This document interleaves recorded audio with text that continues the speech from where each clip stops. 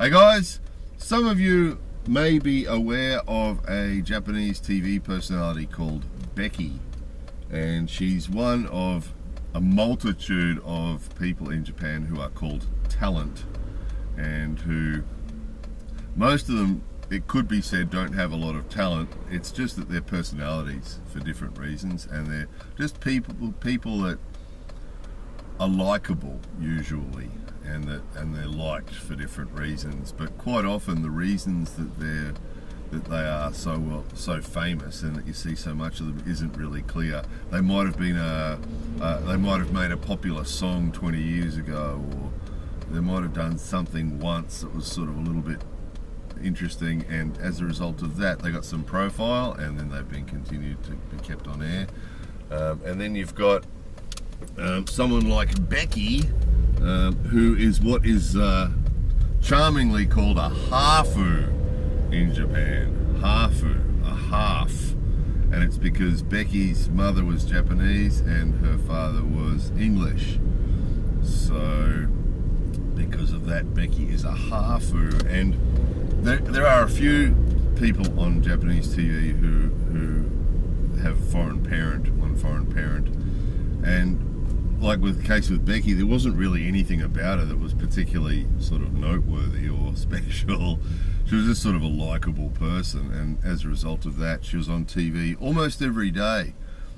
She'd be in those, we've showed you before, those sort of panel programs where they have the whole panel of people sitting around watching TV basically and talking about different things and just chatting, and she was just there. And she was actually the compere of a couple of shows like that, and she'd be in the group in other ones, and she did a lot of TV commercials because that exotic hafu image is very popular in Japan, and if she said something was cool, then oh yeah, it probably is cool then, sort of thing. So yeah, there was Becky. That's Becky basically. You know, all there is to know about Becky already. That's all there is to it. Nothing more than that.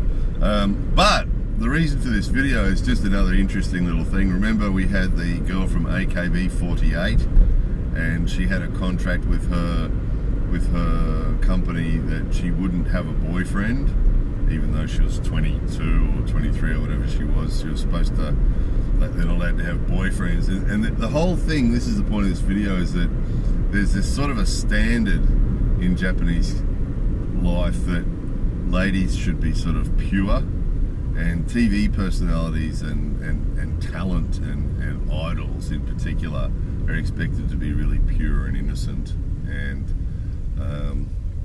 they're sort of held up to this high standard. And quite often in their contracts they have things like moral clauses and things like that, because the idea is that, you know, it's all about them being nice, likable people, and that if an AKB member has a boyfriend, then she's a bit naughty and she's not so likable, and it ruins the fantasy for all those weirdos that stand in the front row of the AKB shows. And Becky was a little bit like that, is that she was held up to be this pure, sweet thing, and she had an affair with a musician who's married, and as soon as that became public, she disappeared, and all her shows she got removed from all her shows.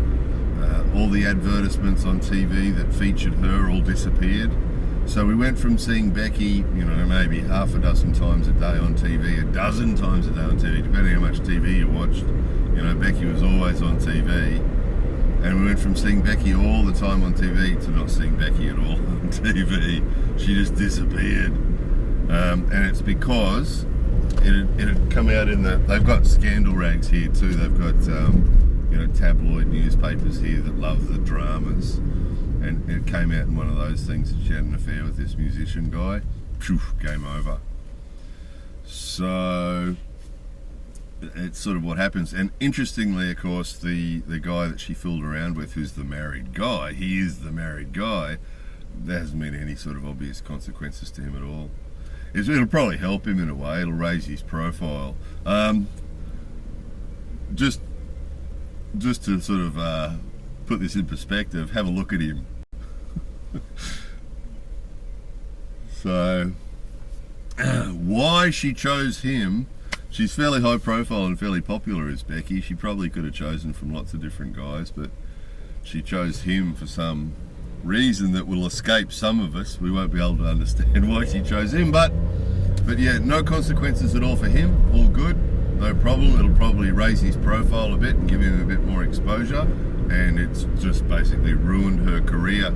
Sometimes with these dramas, the talent will disappear for a while, and because we get this, there was a SMAP member a few years ago got caught walking naked in a park at 3 o'clock in the morning, drunk, took all his clothes off and went running through a park, and same thing happened to him. He had to get up in public and apologise, and you know, we had the AKB girl had to get up in public and apologise, and you know, basically it's really hypocritical, really, because I mean, you know, Japan is the land of love hotels, you know. So there's lots of people here fooling around on their partners, and there's a lot of that sort of stuff going on, of course, all over the place here. But being discreet's really, really important in Japan.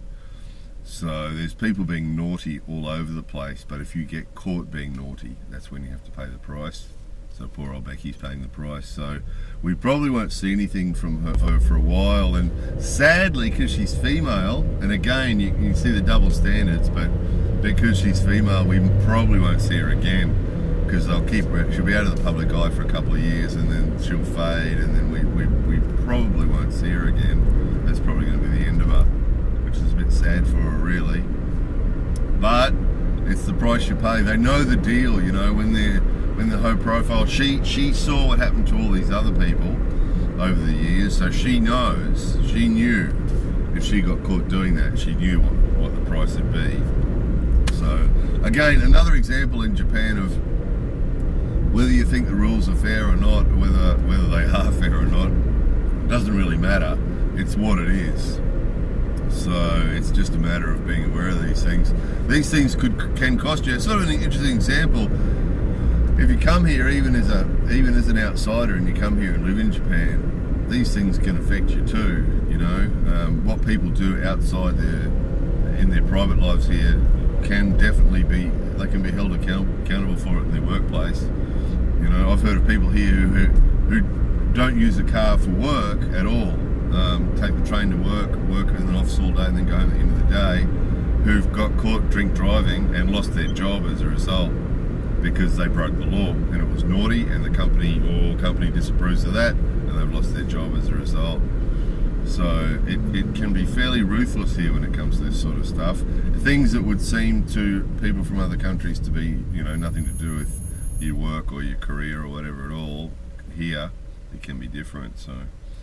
So anyway, there's the Becky thing. At the risk of sounding like a tabloid newspaper, that was the Becky drama.